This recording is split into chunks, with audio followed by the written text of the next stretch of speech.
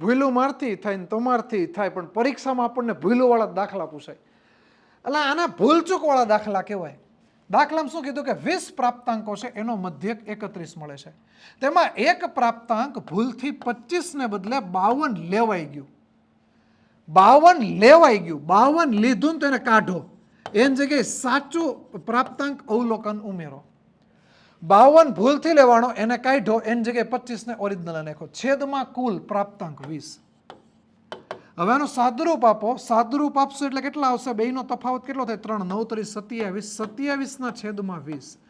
અડધા કરો એટલે 1 અને 5 અને છેદમાં મીંડી એટલે 1.35 આવે. પણ અહીંયા જુઓ, આ બાદ બાકી છે, માઇનસની નિશાની છે. તો એનો મતલબ કે જે મધ્યક છે એમાંથી એટલાનો શું થાય? ઘટાડો. અહીંયા આ મોટો ઘટે છે તો સરેરાશમાં પણ ઘટાડો થશે. મોટો જાય નાનો આવે એટલે સરેરાશ ઘટે. 1.35 ઘટે, 31 માંથી 1 જાય 30, 31 માંથી 1 જશે એટલે કેટલા આવશે? 30. અને 30 માંથી 0.35 જાય એટલે કેટલા આવશે? તો કે 29.65. Option A is the correct.